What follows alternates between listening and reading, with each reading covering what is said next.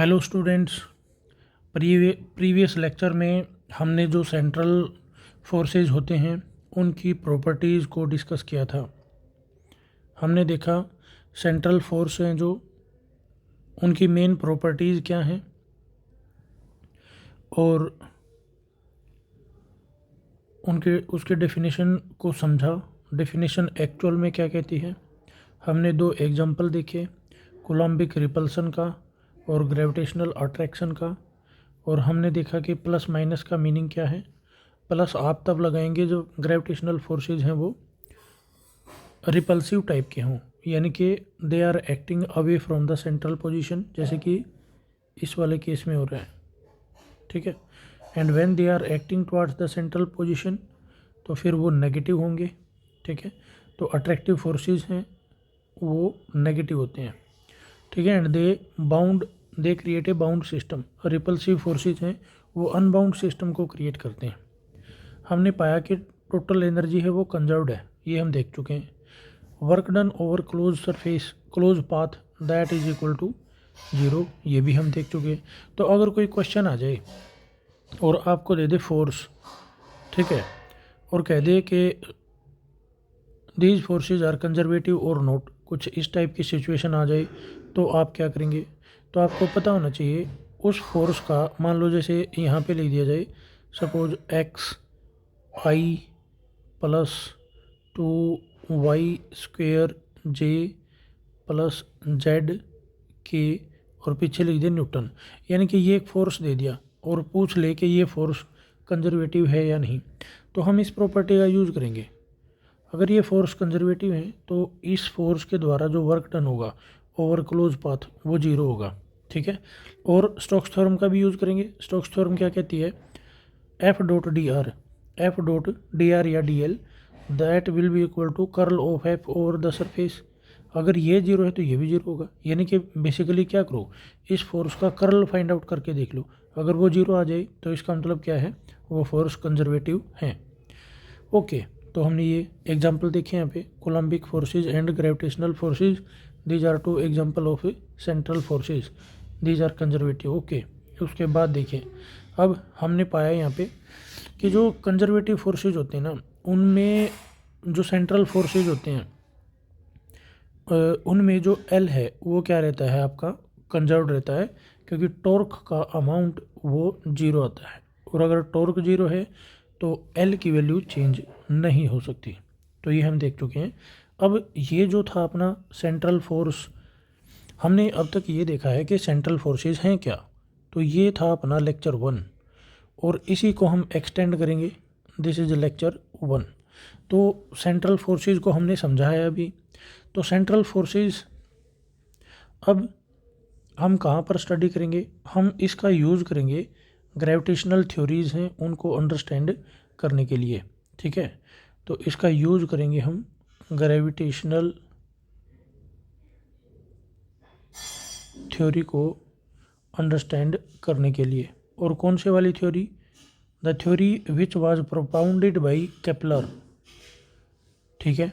तो केपलर से पहले जो थ्योरी थी उसमें और जो केपलर ने थ्योरी प्रोपाउंड की थी, उन दोनों में एक बार डिफरेंस समझ लेते हैं।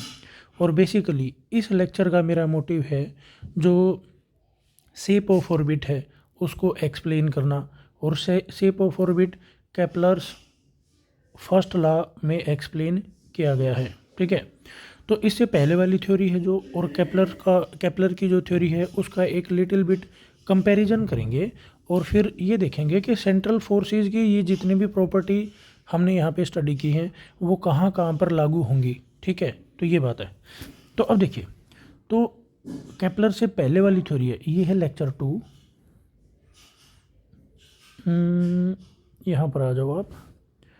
तो हम स्टडी करेंगे लेक्चर 2। एक सेकेंड। तो देखिए, ये है लेक्चर 2।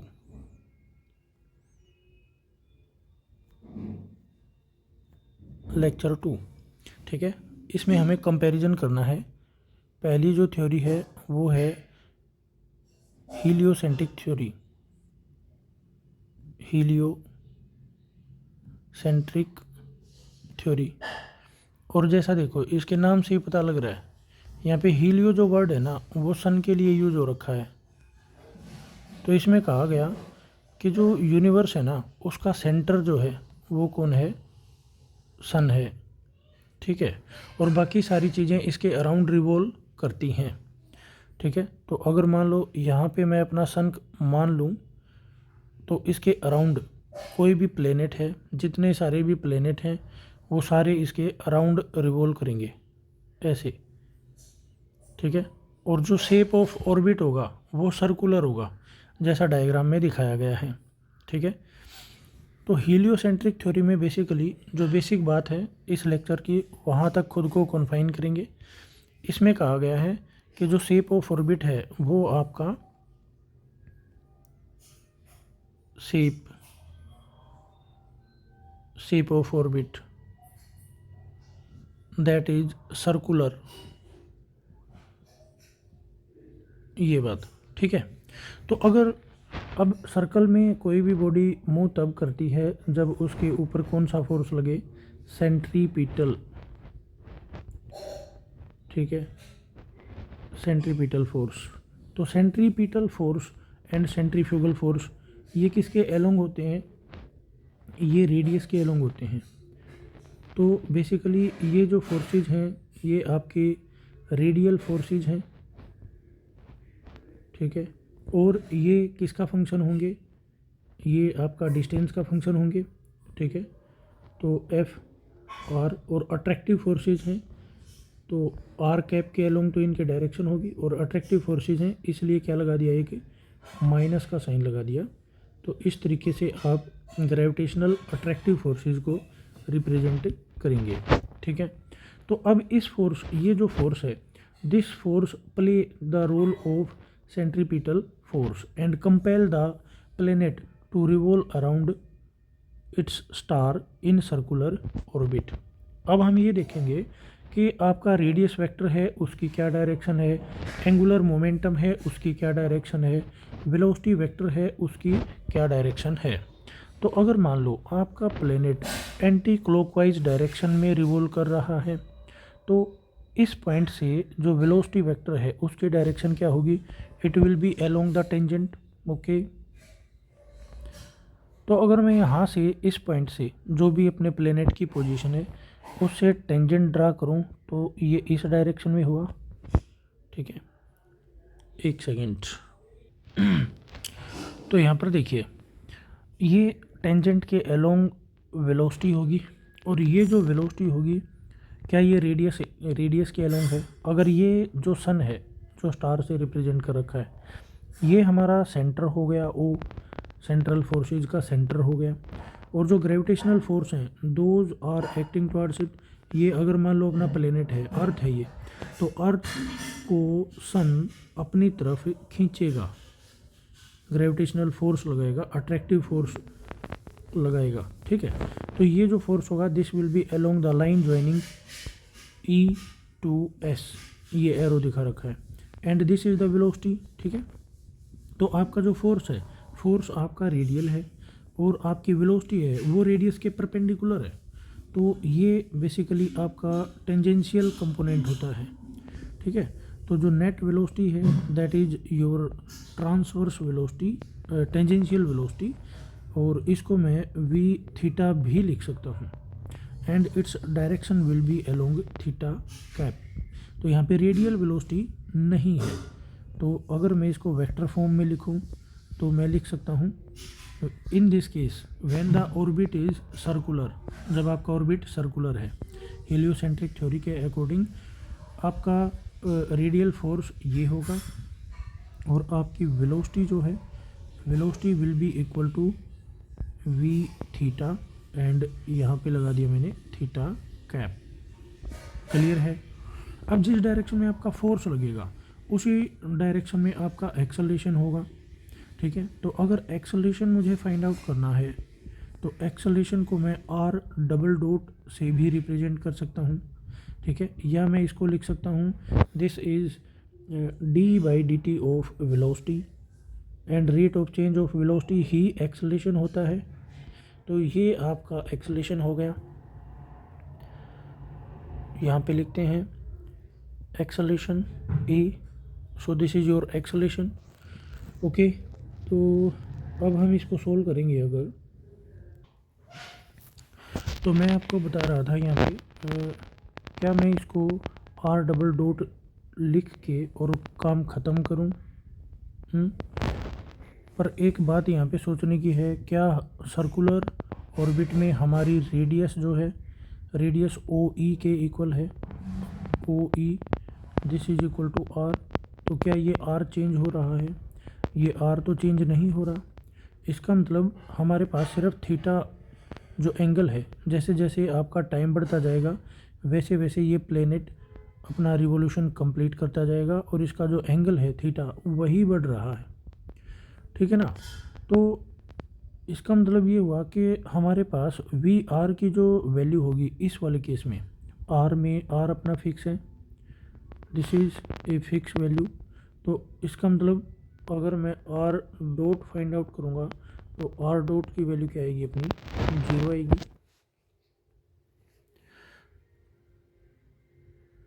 एक सेकेंड, आर डॉट, अब आर डॉट कैसे फाइंड आउट करेंगे? वो 0 आएगी या नहीं आएगी, एक बार पहले इसी को हम देख लेते हैं। ठीक है, इसको जो नेक्स्ट थ्योरी है उसके साथ हम करेंगे। ठीक है, तो ये देखो, तो यहाँ पर ना आपको एक स्पेशल प्रोसीजर करना पड़ेगा। हमें ये देखना पड़ेगा कि वेलोसिटी वेक्टर को आप किस तरीके से लिख सकते हैं, आर की टर्म में, थीटा की टर्म में। तो जब तक वो चीज़ आपको नहीं पता होगी आप इसको ढंग से सीख नहीं पाओगे। ठीक है, और यही पर्पज़ है हमारा। तो अब देखो, इस वाले केस में अगर हीलियोसेंट्रिक थ्योरी में मैं सिर्फ सर्कुलर नेचर को एज्यूम कर लूँ तो मैं देख पा रहा हूँ यहाँ पे कि जो हमारे फोर्सेज हैं वो तो रेडियल हैं ही, आपकी वेलोसिटी है वो आपकी एंगुलर है, फोर्स के एलोंग ही आपका एक्सेलरेशन होगा। ठीक है, और ये एक्सेलरेशन फाइंड आउट करना बहुत ज़रूरी है क्योंकि फोर्स के नेचर को आप तभी समझ पाएंगे। ठीक है, और फोर्स से ही हम equation of motion find out करते हैं। ठीक है, तो यहाँ पे हमारी दो इक्वेशन ऑफ मोशन बनती हैं प्लैनेटरी मोशन में, एक तो रेडियल इक्वेशन ऑफ मोशन और एक एंगुलर या tangential equation of transverse equation of motion. तो उसको समझने के लिए हमें क्या करना पड़ेगा, हमें ये पता होना चाहिए कि पोजीशन वेक्टर आर को कैसे लिखते हैं, वी को कैसे लिखते हैं रेडियल एंड थीटा की फॉर्म में, और आप एक्सेलेरेशन को कैसे लिखेंगे। तो मैं इसको एक बार फिनिश कर देता हूँ इसी चीज़ को। तो देखिए, अब यहाँ पे हमें देखना है, मैं एक सर्कल बना लेता हूँ समझने के लिए। ठीक है, या मैं एक आर्बिट्रेरी पाथ बना लेता हूँ। आर्बिट्रेरी इसलिए बोल रहा हूँ क्योंकि जो अगली थ्योरी है ना वो होगी हमारी Kepler theory given by Kepler, and he said that shape of orbit is not circular. उन्होंने कहा था कि जो ऑर्बिट्स हैं वो हमारे इलिप्टिकल होते हैं। ठीक है, तो हम इलिप्टिकल शेप में बना लेता हूँ और उससे हम कोशिश करेंगे इस प्रॉब्लम को सोल्व करने की। ठीक है, तो अब देखिए, अब जो सेकंड थ्योरी है, जो अपनी सेकंड थ्योरी है, सेकेंड थ्योरी के according B is the second theory. ठीक है, तो सेकेंड थ्योरी है अपनी Kepler's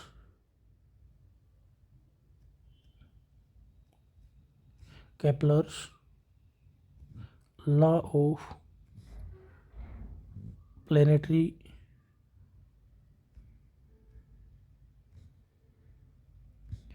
Kepler's law of planetary motion.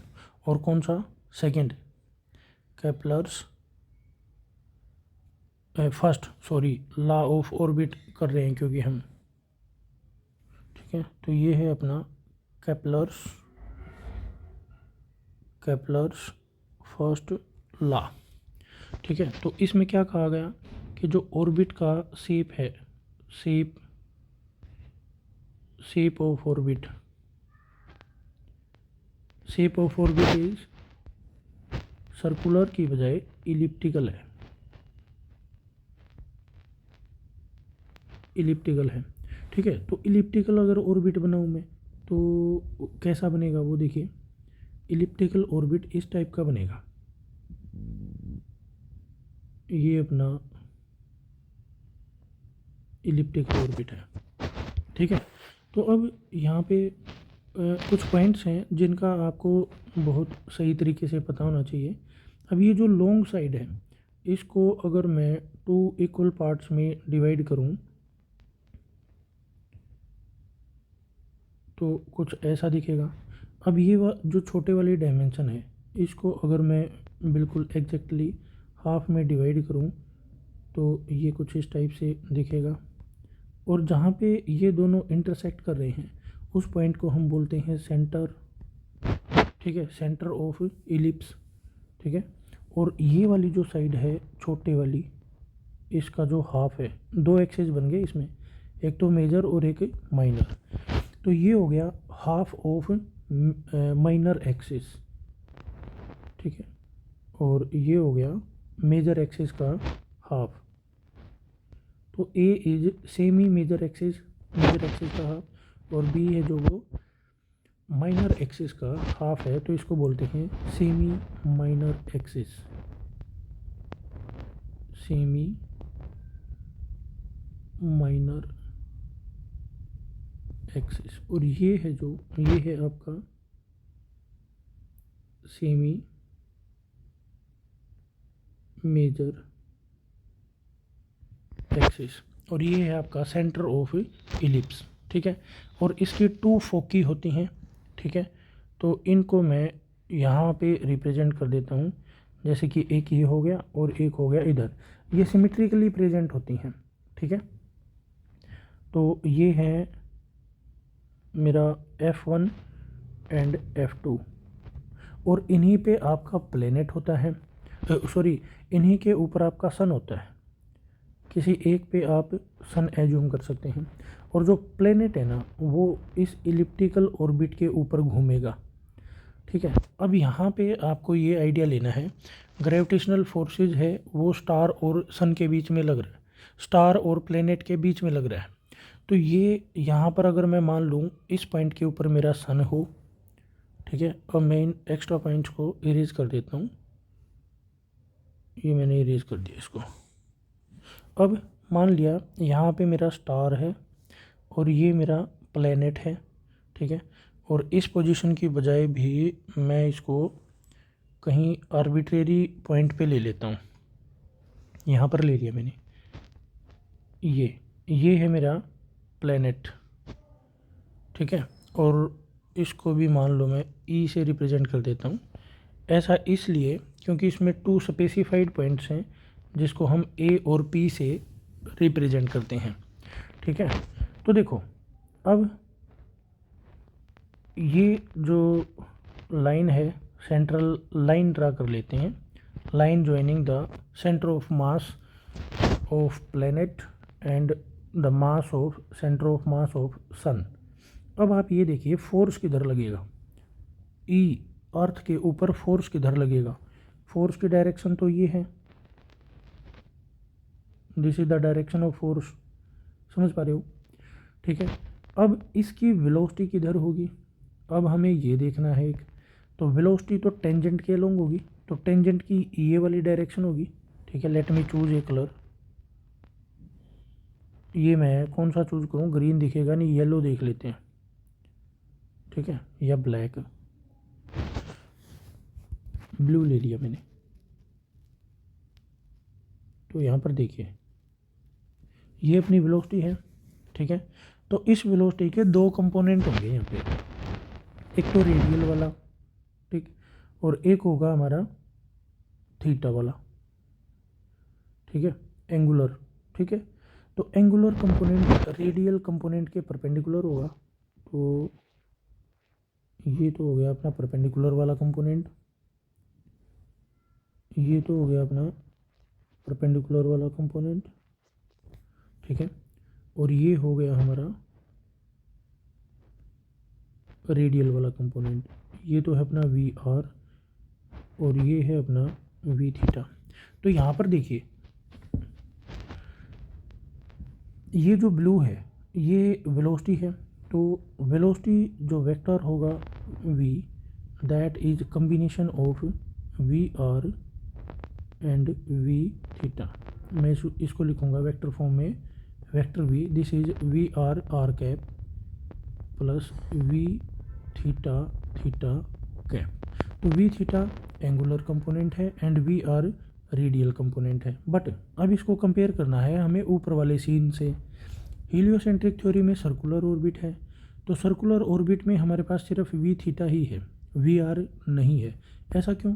क्योंकि इलिप्टिकल ऑर्बिट में आप देख पा रहे हैं ये जो एस ई है ये वेरिएबल है, ठीक है, इसकी वैल्यू चेंज होगी, ठीक है।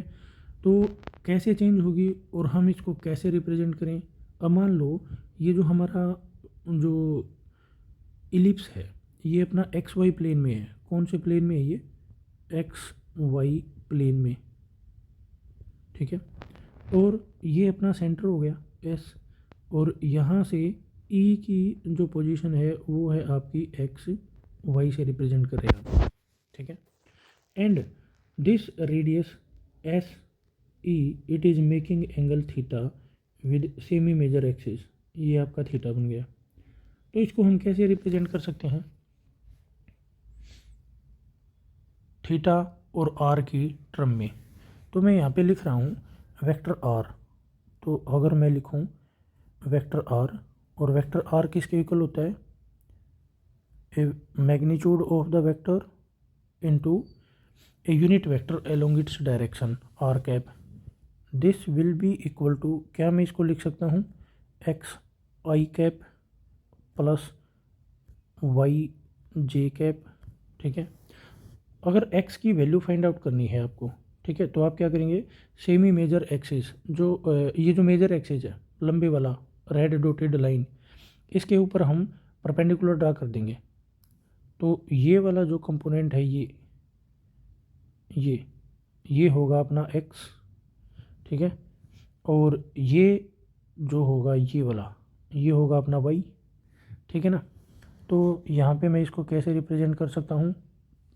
एंगल की टर्म में, थीटा की टर्म में x को लिख सकते हैं आप r कोस थीटा, और y को क्या लिख सकते हैं आप? r साइन थीटा, इस तरीके से लिख सकते हो, ठीक है। अब देखिए आपने ये फाइंड आउट कर लिया और ये है आपका वेक्टर r के इक्वल, ठीक है। अब इसका यूज क्या करना है आपको? एक तो हमें ये पता लग गया यहाँ पे, देखो वेक्टर r को कैसे लिखना है, ठीक है। इससे हमें पता लगा एक्स वाई की टर्म में कैसे लिखना है। यहाँ पे हमें पता लगा r और थीटा की फॉर्म में वेक्टर r को कैसे लिखोगे। अब हम क्या करेंगे? अब हमें r कैप की वैल्यू फाइंड आउट करनी है, r कैप। तो यहीं से फाइंड आउट करो, देखो r कैप फाइंड आउट करेंगे तो this will be equal to vector r divided by magnitude of it, यानी कि इस r को, ये मैग्नीट्यूड है, इस r को वेक्टर के नीचे ले जाओ तो r कैप की वैल्यू बन जाएगी। तो ये किसके इक्वल आई? This is cos theta I plus sine theta J. So this is how you can find R cap. अब एक चीज़ और फाइंड आउट करनी है आपको फाइंड आउट करना है वेलोसिटी, ठीक है, और थीटा कैप। तो थीटा कैप भी फाइंड आउट कर लेते हैं यहाँ से। Theta cap will be equal to rate of change of R in perpendicular direction. तो इसकी परपेंडिकुलर डायरेक्शन कौन सी है? थीटा ही है, ठीक है। तो ये आ गया मेरा minus of sine theta into i plus cos theta into j. तो ये विद रिस्पेक्ट टू थीटा मैंने इसको डिफ्रेंशिएट कर दिया, ठीक है। तो इस तरीके से आप इसको सॉल्व कर सकते हैं। इस टाइप की जो प्रॉब्लम्स हैं वो जैम में बहुत ज़्यादा पूछी जाती हैं। अब हमने पोजीशन को तो डिस्कस कर लिया। अब जब पोजीशन चेंज होगी तो पोजीशन चेंज कब होगी? जब आपका पार्टिकल मूव करेगा, वेलोसिटी करेगा, तो आर को डिफ्रेंशिएट करके विद रिस्पेक्ट टू टाइम आप क्या फाइंड आउट कर सकते हैं? वेलोसिटी। तो अब हम फाइंड आउट कर लेते हैं वेलोसिटी। तो velocity vector v this will be equal to, हम फाइंड आउट कर लेते हैं यहाँ पे D R by D T. ठीक है, तो D R by D T find out कर लिया। आर की वैल्यू क्या है अब ये देखना है।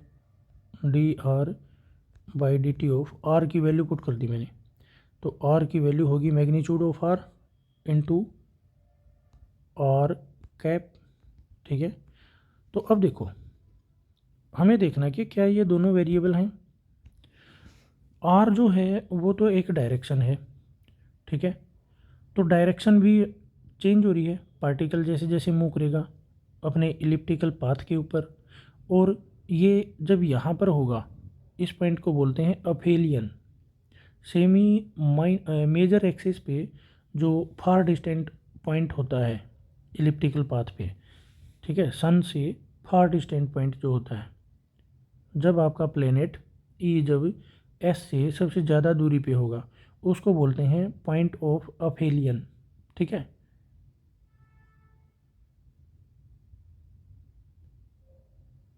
ओके।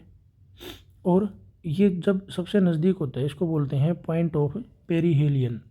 ठीक है, नज़दीक वाला पॉइंट। और दोनों के दोनों पॉइंट मेजर एक्सिस के ऊपर हैं। मेजर एक्सिस की एक्सट्रीम पोजीशंस होती हैं ना जो इलिप्टिकल ऑर्बिट पे, उनको हम क्या बोलते हैं? अफेलियन एंड पेरीहेलियन। तो देखिए, तो यानी कि आर एंड आर कैप दोनों ही टाइम के फंक्शन हैं, तो ये वेरी हो रहे हैं। तो अब यहाँ पे डिफ्रेंशिएशन बाय पार्ट्स करेंगे। यू वी का रूल लगा दो और यहाँ पे आ जाएगा हमारा, पहले हम आर का डिफ्रेंशिएशन करेंगे, यानी कि D by D T of R, you will keep R cap constant plus, now you will keep R constant and you will take differentiation of R cap with time.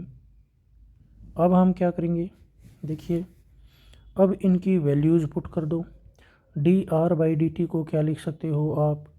You can write R dot, और are cap को रखो as it is, plus यहाँ पर आ जाओ। अब are को लिख दो एज इट इज़ और डी आर कैप। अब देखिए, अब डी आर कैप की वैल्यू आपको पता होनी चाहिए क्या है। This is the value of D R cap, ये देखो, sorry, this is the value of R cap. तो अगर यहाँ से मैं इसको नोट कर लेता हूँ, देखिए मेरे पास आर कैप की वैल्यू है, आर को मैंने वेक्टर आर को आर से डिवाइड कर दूंगा तो ये आ जाएगा मेरे पास कोस थीटा आई कैप प्लस ये आएगा साइन थीटा जे कैप। और इसका डिफ्रेंशिएशन करना है विद रिस्पेक्ट टू टाइम, तो डी बाई डी टी किसका? आर कैप का। तो देखिए, अब जो थीटा है वो भी टाइम का फंक्शन है, तो साइन थीटा का डिफ्रेंशिएशन करो, कोस थीटा का डिफ्रेंशिएशन करो, ये आ गया साइन थीटा। और यहाँ पे क्या आएगा? थीटा डॉट, क्योंकि फिर थीटा का भी करना पड़ेगा। और यहाँ पर क्या आ गया? आई कैप। क्लियर? प्लस अब साइन थीटा का करो, ये आ गया कोस थीटा डॉट, ठीक है, और फिर आ गया अपना जे कैप। क्लियर? अब हम इसकी वैल्यू उठा करके पुट कर देते हैं यहाँ पर, ठीक है। And what is this? अब ये सोचो, ये चीज़ क्या है? ये क्या बन गया मेरे पास? ये क्या बना? अब इनमें कॉमन क्या है? थीटा डॉट कॉमन है, तो मैं थीटा डॉट को कॉमन ले लेता हूँ, ये मेरा थीटा डॉट। और यहाँ पर क्या आएगा? Minus of sine theta I cap plus cos theta G cap. अब ये देखो जो विद इन ब्रैकेट है वो चीज़ क्या है, हम पहले कर चुके हैं। ये देखो ये सिमिलर है, और ये किसकी वैल्यू आई थी, ये है थीटा कैप। ठीक है, तो मैं इसको लिख लेता हूँ, ये आएगा मेरे पास theta dot and theta cap, इसकी वैल्यू है ये थीटा कैप। क्लियर। तो अब यहाँ पे इसकी वैल्यू आपको सब्स्टिट्यूट करनी है, तो आर एज इट इज़ रख लिया हमने, और इसकी जगह रख दिया मैंने theta dot and theta cap. अब देखिए ये क्यों बताया, जब हम यहाँ पे वेलोसिटी फाइंड आउट कर रहे थे, ये देखो, तो वेलोसिटी फाइंड आउट करते हुए सीधा ये नहीं करना है, ठीक है ना, इसकी जगह आएगा एक अलग चीज़ आएगी, ठीक है ना। वेलोसिटी ये बनेगी एक्चुअल में आपकी, दिस इज द वेलोसिटी। ठीक है, अब अगर मैं वेलोसिटी को इसके कंपोनेंट्स की वैसे कैसे लिखूँगा, मैं इसको अगर वेक्टर फॉर्म में लिखना पड़े, इसके कंपोनेंट की फॉर्म में लिखना पड़े, तो यहाँ पे देखिए दो डायरेक्शन है, एक तो रेडियल और एक एंगुलर। तो वेलोसिटी का इस प्लेन में, एक्स वाई प्लेन में दो कंपोनेंट होंगे, एक तो आपका रेडियल कंपोनेंट होगा वी आर, जिसकी डायरेक्शन आर कैप होगी, एक आपका कंपोनेंट होगा थीटा के अलोंग, जिसकी डायरेक्शन होगी थीटा कैप। तो अगर इन दोनों को मैं कंपेयर करूं तो मेरे पास क्या आ गया, मेरे पास वी आर की जो वैल्यू आएगी that will be equal to R dot, समझ पा रहे हैं, और एंगुलर जो कंपोनेंट आएगा यानी कि V theta that will be equal to R theta dot, समझ पा रहे हो। तो अगर मुझे वेलोसिटी का मैग्नीट्यूड फाइंड आउट करना है तो मैं इन दोनों कंपोनेंट के स्क्वायर को ऐड करके उसका रूट ले लूँगा। तो कहने की बात क्या है, magnitude of V this will be equal to root of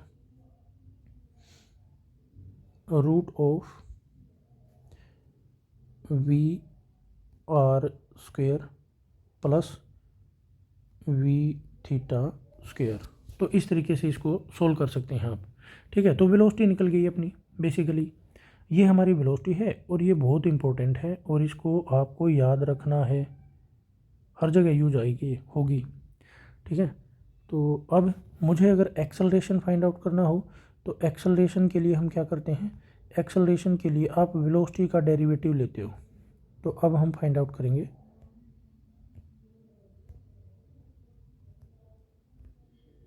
acceleration.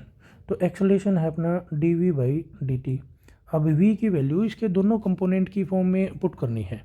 ठीक है, तो यहाँ पे मैं लिख लेता हूँ d by D T. D by D T किसका, वेलोसिटी का, और वेलोसिटी की कंप्लीट फॉर्म लिखो, यानी कि R dot R cap plus R theta dot and theta cap. ठीक है, अब यहाँ पर देखिए जैसे हमने ऊपर डिफ्रेंशिएट किया था R and R cap, both depends upon both are function of time. तो इसी तरीके से R dot theta dot and theta cap ये भी टाइम का फंक्शन है। तो आपको बाई पार्ट्स यूज करते चलना है हर जगह। तो देखिए अब पहला जो होगा अपना वो होगा हमारा D by D T of R dot, और इसको सेम रखेंगे आर कैप को। ठीक है, और दूसरा आपको काम क्या करना है, अब इसको सेम रखो और आर कैप का डिफ्रेंशिएशन करो। तो मेरे पास आ गया R dot as it is and D by D T of R cap, और ये हम पहले भी निकाल चुके हैं, तो इसकी वैल्यू उठा करके डायरेक्ट पुट कर देंगे, ये री देखो। ठीक है, तो ये इतना फिनिश हो गया। अब हम करेंगे आर का, तो अब हम लिखेंगे D by D T, D by D T of R and theta dot and theta cap, ये एज इट इज़, प्लस अब हम आर को एज इट इज़ रखेंगे और थीटा का डिफ्रेंशिएशन करेंगे विद रिस्पेक्ट टू टाइम। तो ये क्या बन जाएगा, theta double dot theta cap as it is plus, अब अगले में देखो इन दोनों को सेम रखो और थीटा कैप का डिफ्रेंशिएशन करना विद रिस्पेक्ट टू टाइम।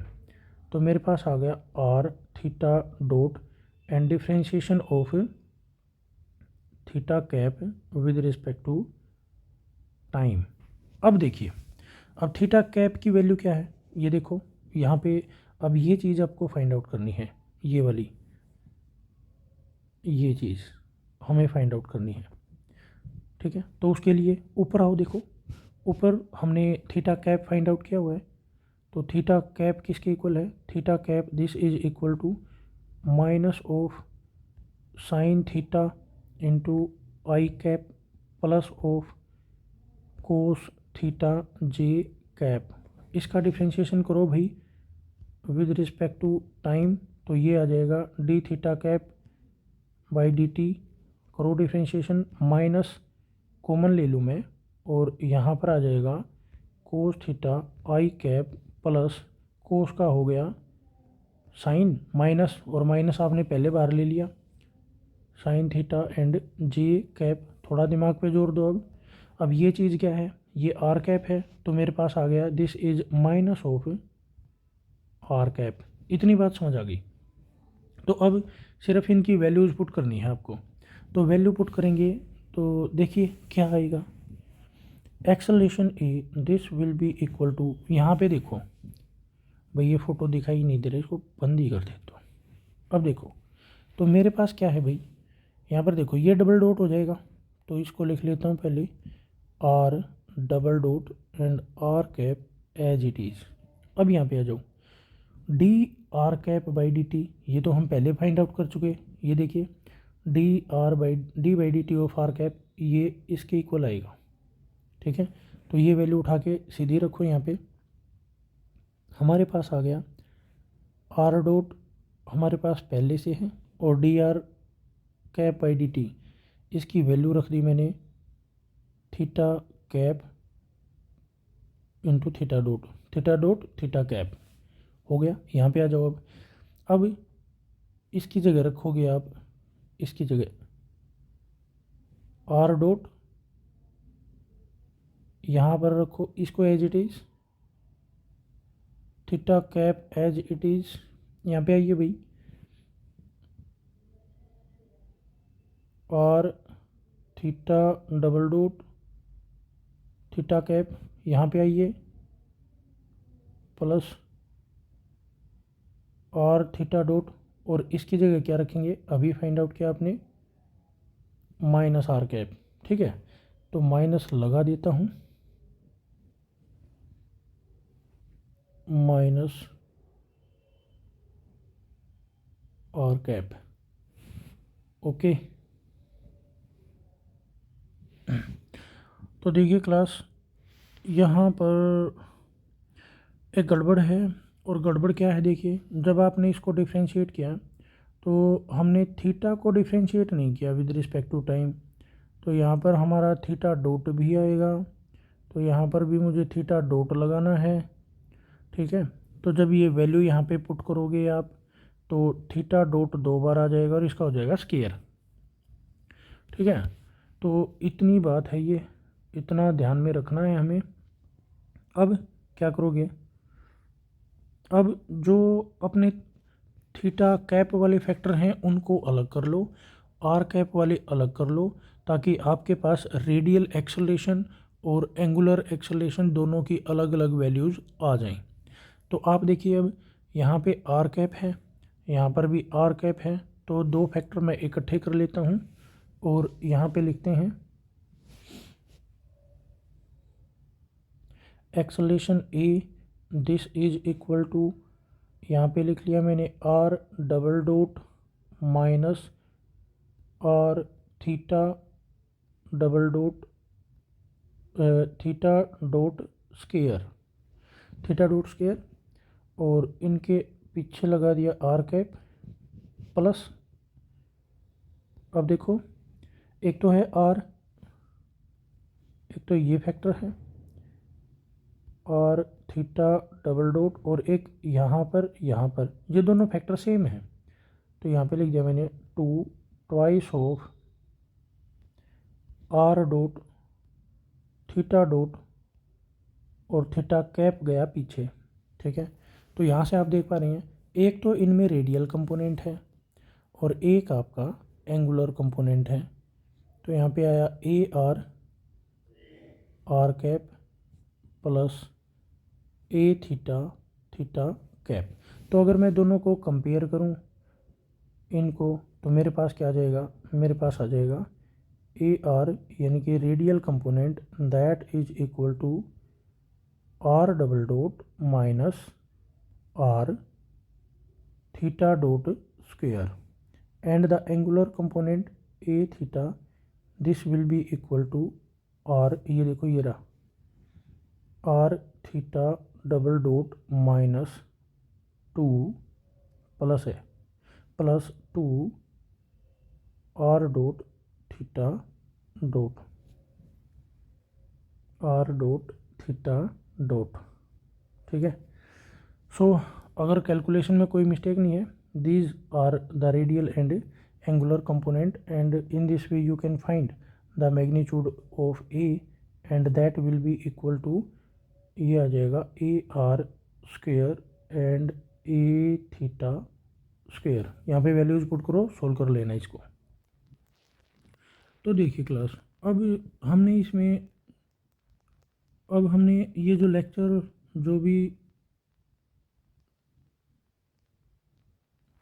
जो लेक्चर हमने किया है, इस लेक्चर में हमने देखा क्या है, हम एक बार रिकैप कर लेते हैं। तो लेक्चर 2 की स्टार्टिंग की हमने हीलियोसेंट्रिक थ्योरी से। हीलियोसेंट्रिक थ्योरी कहता है कि भाई शेप ऑफ ऑर्बिट सर्कुलर है, जो कि गलत पाया गया। सेंट्रल, अगर शेप ऑफ ऑर्बिट सर्कुलर है तो सेंट्रीपिटल फोर्स हैं वो उनका सिर्फ रेडियल कंपोनेंट ही होगा हमारे पास, and we will write it like that, like this. हमारे पास वेलोसिटी का सिर्फ एंगुलर कंपोनेंट होगा, यहाँ पे हमारे पास वी आर नाम की कोई चीज़ है नहीं। और केपलर्स जो थ्योरी ऑफ प्लैनेटरी मोशन है, उसमें हमने स्टडी किया कि जो आपके ऑर्बिट्स हैं उनका शेप कैसा है, वो इलिप्टिकल है। और शेप चेंज होते ही हमारे पास देखिए वेलोसिटी का रेडियल कंपोनेंट भी आ गया। ठीक है, और इसमें हमारे पास एक्सेलरेशन का यहाँ पे हमारे पास एक्सेलरेशन होगा f डिवाइडेड बाई मास। तो ये खुद रेडियल है, तो हमारे पास एक्सेलरेशन भी सिर्फ रेडियल कंपोनेंट ही आएगा। किस वाले केस में, हीलियोसेंट्रिक थ्योरी में, क्योंकि ऑर्बिट का शेप कैसा है, सर्कुलर है। बट हमारे पास एंगुलर कंपोनेंट भी आता है। ठीक है, तो वो कब आएगा, जब आपका ऑर्बिट है वो इलिप्टिकल होगा। तो ये सारी चीज़ें हमने डिस्कस की। हमने देखा आर को हम कैसे लिखेंगे, आर को आप कैसे लिखेंगे। फिर हमने देखा आर कैप जो है वो कैसे फाइंड आउट करेंगे थीटा की टर्म में। फिर हमने देखा थीटा कैप कैसे फाइंड आउट करेंगे, ये फार्मूला बहुत इंपॉर्टेंट है। ठीक है, फिर हमने देखा कि आर कैप डॉट कैसे फाइंड आउट करते हैं। ठीक है ना, आर कैप डॉट।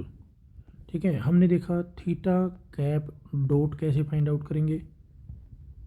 ठीक है, तो ये छोटी छोटी चीज़ें थी बेसिक, जो हम आने वाले टॉपिक्स में यहाँ से एज इट इज़ उठा लेंगे। तो आर कैप की वैल्यू देखो, ये कैसे फाइंड आउट की है, वेक्टर आर को इसके मैग्नीट्यूड से डिवाइड करके। तो यहाँ से हमें पता लग रहा है कि एग्ज़ाम में ऐसा लिखा मिलता है शॉर्ट में, ये देखिए कि आर यूनिट वेक्टर आर का जो डॉट है वो किसके इक्वल होगा। तो आपको पता होना चाहिए कैसे फाइंड आउट करते हैं, या क्वेश्चन में ये आ जाएगा। जैसे ये देखिए थीटा कैप का डॉट किसके इक्वल होगा, तो वो इसके इक्वल होगा। ये एग्ज़ाम में डायरेक्ट आता है, जैम के जो एग्ज़ाम होते हैं उनमें डायरेक्ट ये चीज़ें आती हैं। फिर हमने देखा वेलोसिटी कैसे फाइंड आउट करेंगे। फिर आपने एक्सेलरेशन फाइंड आउट किया। तो एक्सेलरेशन में यहाँ पर इलिप्टिकल ऑर्बिट में हमारे पास रेडियल और एंगुलर दोनों कंपोनेंट हैं, तो हम किसी को छोड़ नहीं सकते। समझ आ रही है। So this is how the geometrically the heliocentric theory and the theory propounded by Kepler are different. Okay, and we have calculated r, v and acceleration, and we will make use of these things in the coming lectures. So I hope this whole thing is informative, and I will discuss in detail some more detailed points of this shape and how the velocity changes in the next lecture. The video is going to be longer, so I will stop this here. Please share and subscribe. Okay, keep on watching, gain information. Thanks.